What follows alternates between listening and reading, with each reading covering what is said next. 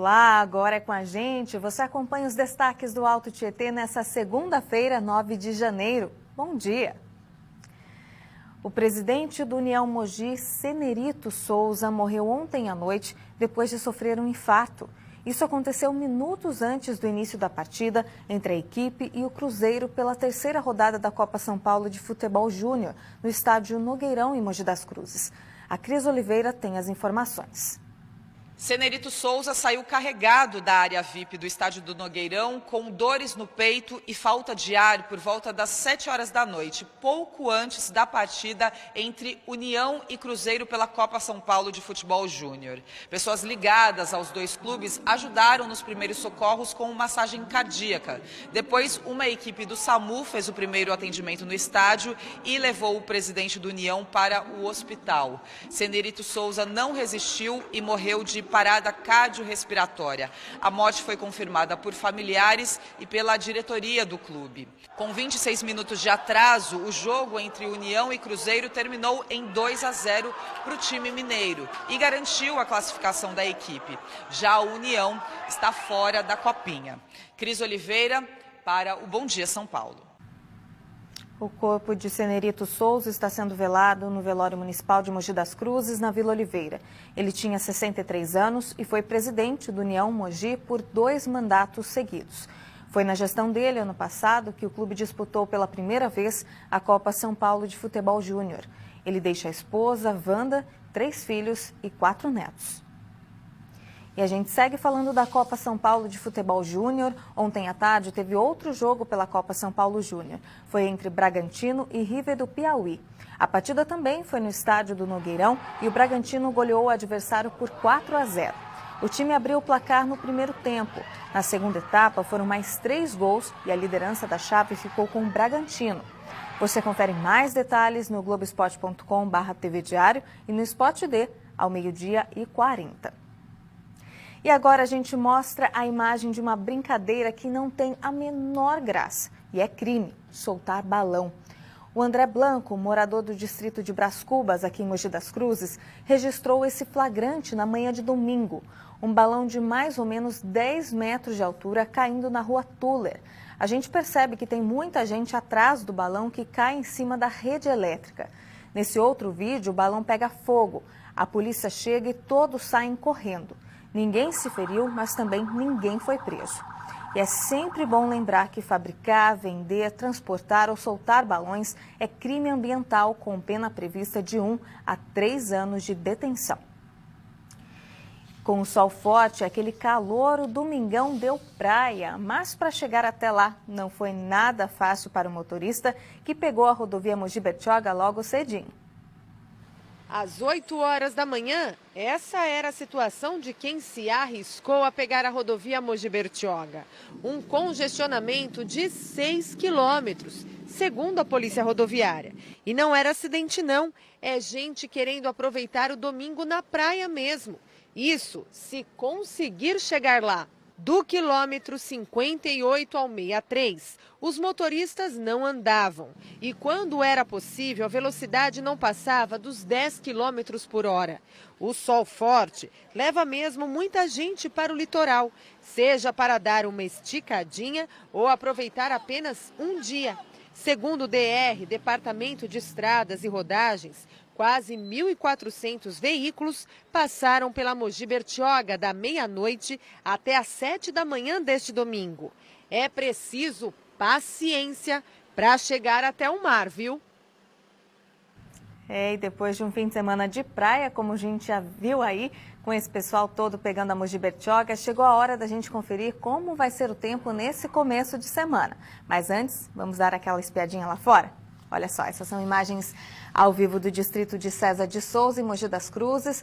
O céu na manhã dessa segunda-feira, por enquanto, bastante fechado, né? Muitas nuvens e, segundo os meteorologistas, ainda pela manhã começa a formação de nuvens mais carregadas e estão previstas pancadas de chuva no final da tarde e à noite em pontos isolados.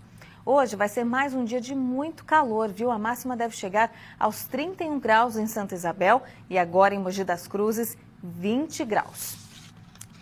E nestes primeiros dias de janeiro, choveu cerca de 27 milímetros no sistema Alto Tietê, que opera hoje com 43,2% da capacidade. A crise hídrica deu uma aliviada, mas a gente não pode deixar de economizar. E falando nisso, na terça-feira, o SEMAI vai interromper o abastecimento para 84 mil moradores.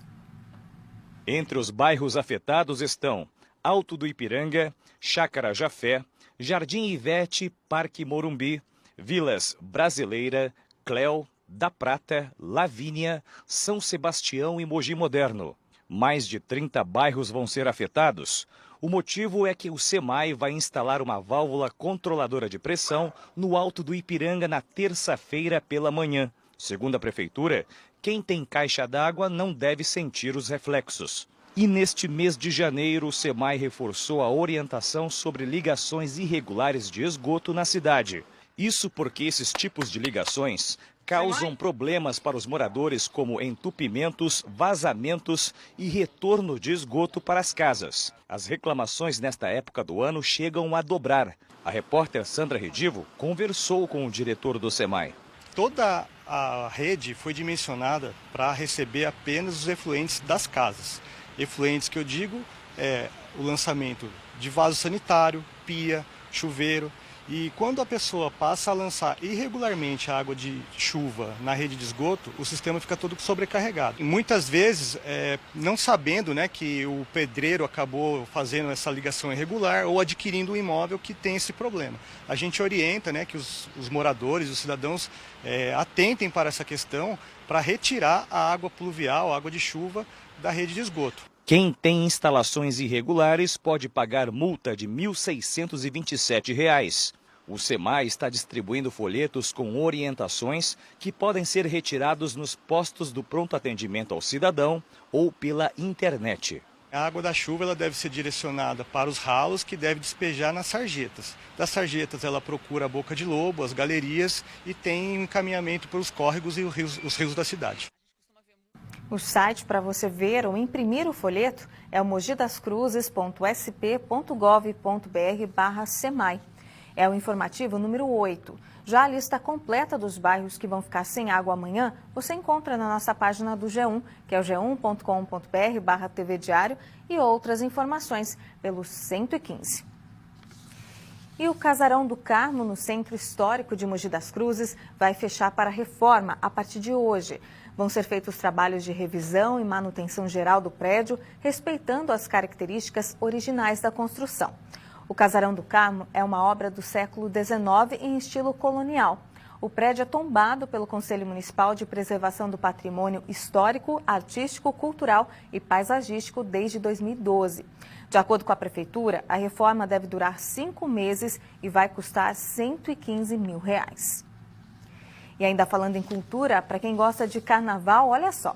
Os ingressos para os desfiles das escolas de samba de São Paulo já estão à venda. Os desfiles do Grupo Especial acontecem nos dias 24 e 25 de fevereiro. As escolas do Grupo de Acesso passam pela avenida no dia 26 de fevereiro.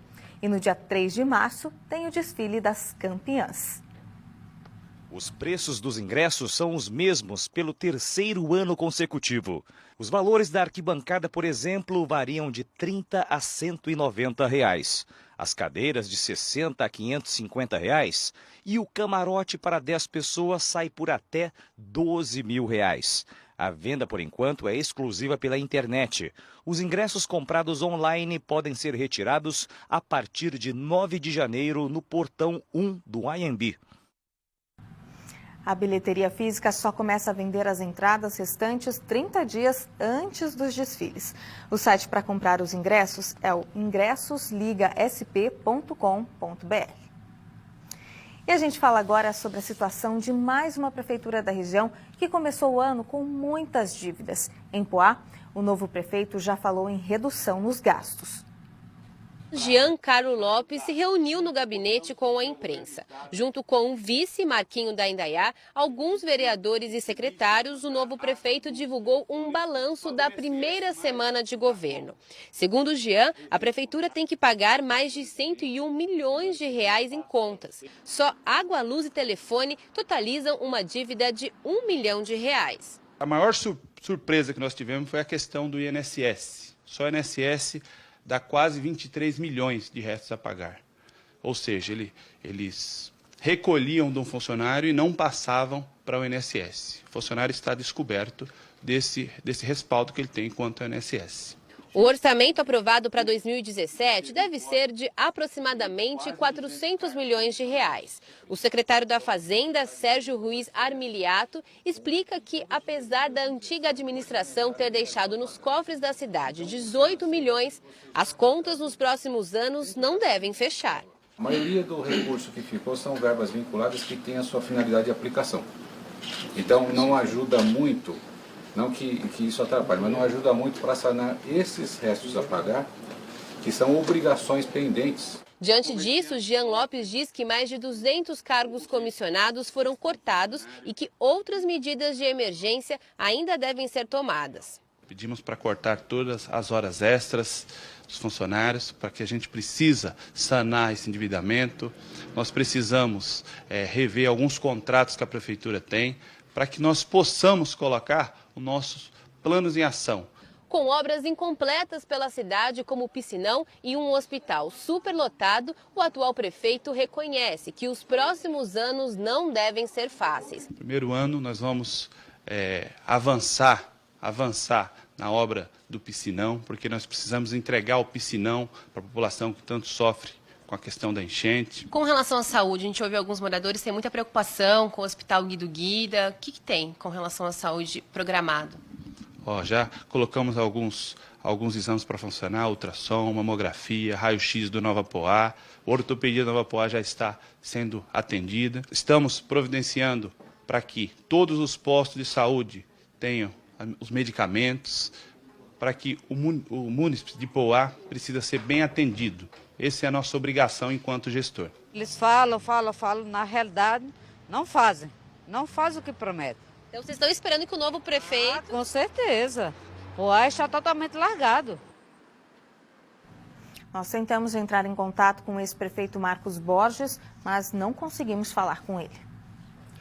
Entra anos, sai anos, moradores do bairro Fazenda Viaduto, em Suzano, reclamam que a situação de abandono por lá não muda. E olha que, segundo eles, não foi por falta de aviso ao poder público. O que tem de motorista que sofre para passar com o carro nessa subida por causa dos buracos não é brincadeira. Aí você vê mais à frente que um bom trecho da estrada Fazenda Viaduto, em Suzano, é assim, só buraqueira e sem nenhuma condição de tráfego. É acidentes que está acontecendo, destruindo tudo, os carros. A gente não consegue mais andar. As crianças de escola têm que vir com 2 peças de roupa para trocar no ponto. Eu já fiz de tudo para consertar essa estrada, mas eles não estão dando. O descaso aqui é muito grande com a população desse local. Nenhuma providência é tomada, já tivemos com o prefeito, com a administração. Ninguém.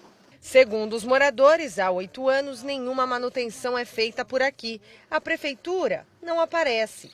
À noite a estrada é um breu e a insegurança aumenta. Tem uns postos, não tem uma luz. É uma escuridão aqui, que você vier de lá, você topa um com o outro no escuro. De noite você não tem segurança nenhuma para você sair. Quem vive aqui se queixa também do transporte público. É preciso paciência. De 2 em 2 horas. Só isso. Coisa tá feia? Tá péssimo. Feia é brincadeira, tá péssimo. A Prefeitura de Suzano diz que, apesar do novo secretário ter encontrado a pasta de obras e infraestrutura com diversos problemas deixados pela administração anterior, ele pretende trabalhar num plano emergencial para atender casos como esse da Fazenda Viaduto, mesmo que de forma paliativa. Está sem emprego? Então, pensamento positivo para tentar uma dessas vagas disponíveis no Emprega Mogi. Confira. Em Mogi das Cruzes, tem 50 vagas para operador de telemarketing para homens e mulheres com ensino médio completo. Essas vagas não exigem experiência. Estão disponíveis também 10 vagas para auxiliar de jardinagem para pessoa com deficiência. Podem concorrer homens e mulheres que têm o ensino fundamental incompleto. Não precisa ter experiência. Homens e mulheres com ensino fundamental completo também podem disputar as 6 vagas de eletricista de linha viva. Nesse caso, é preciso ter experiência comprovada em carteira de 1 ano. E também tem 3 vagas para técnico de instalações com CNH-A, somente para homens com ensino médio completo e não exige experiência. As vagas nos postos de atendimento ao trabalhador de outras cidades da região não foram atualizadas. E tem recado importante para os estudantes de Poá. É que começa hoje o período de recadastramento do programa Passe Livre Estudantil na cidade. Ao vivo, a Carolina Paz tem os detalhes para a gente. Oi, Carol, bom dia para você. Conta para a gente quem pode se beneficiar aí desse programa.